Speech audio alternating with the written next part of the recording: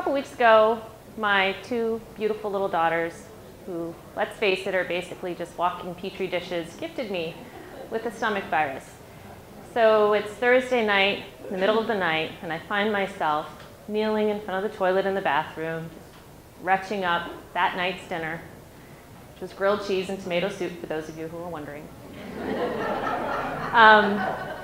And as I'm going through the process of regurgitation, I get to thinking, because what else are you going to do at that moment? So when I'm catching my breath between rounds, I started thinking about how violent the act of vomiting was for my body. My core and my stomach were tense and kind of writhing, and my jaw was clenched, and my forehead was sweaty. It was obviously very uncomfortable and exhausting, especially because it was 2 a.m. By now you're probably all saying, wait, we covered all the puking stories back in February. Where are you going with this?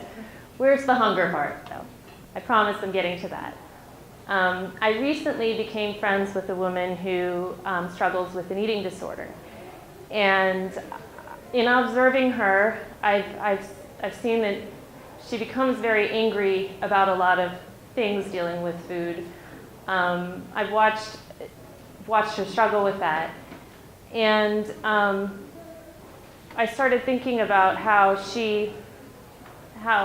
when she's struggling with what she's going through, how she's enacting that act of violence that I just had that one night on her body all the time. That she is literally gutting and starving herself to deal with these anxieties that she's facing in her head, whatever they may be. We're not that close.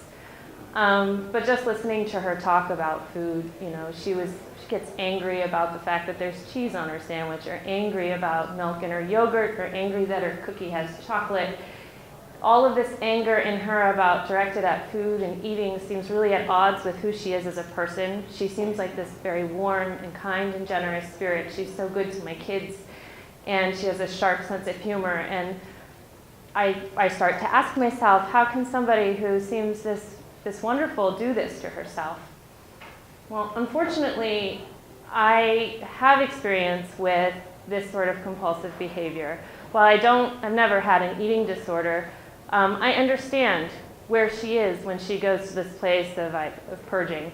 From the time I was 17 to about the time I was 23 or 24, I would cut myself when I was having struggles with whatever you're going through during that time period. I think a lot of it had to do with wanting to be loved and accepted, and wanting to love and accept myself.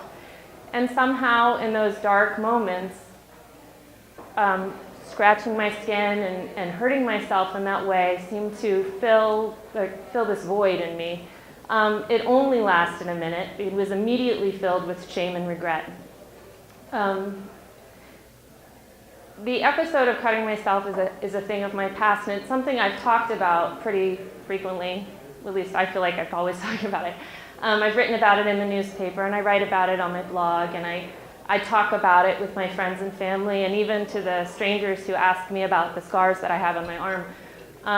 I have found that these conversations that I have with people who ask these questions are much more filling, and they feed me more than the cutting ever did. And I'm reminded about how compassionate people are, and how we are all broken, and we all share that story. So what does this all have to do with hunger? Well, I got to thinking, again, really, I was thinking about this on the bathroom floor up till the morning. I started thinking about how these terrible things that we do to ourselves and that we do to each other are the result of hunger. We get hungry for love, and we're hungry for acceptance, and we're hungry for, peace, and we're hungry for security and the opportunity to live fulfilling lives. We're hungry for this inner peace, and we're hungry for the chance to express ourselves in our truest forms. And anytime we are denied the chance to do that, we become angry, and sometimes we become violent too. So what happens is we purge our breakfasts, and we cut ourselves, and we inject drugs. We troll Facebook and put cruel comments up. We flip people off on the street. we blow up train stations, and we shoot up movie theaters. I don't think that humans as a whole are these people. These actions aren't reflective of who we are, because I think we're really creative and industrious and compassionate and innovative as a species. But I think that we go through this hunger and we don't know how else to react sometimes. So I feel like what we can do, of course, what we can do is to approach life with an idea that we're going to feed ourselves and feed each other. And that means making eye contact and smiling at people, talking to strangers, which I do often, waving to people we don't know, and talking to people who we are unfamiliar with and don't look and sound like us, and gathering in places like this and sharing our stories and sharing our art and being in community.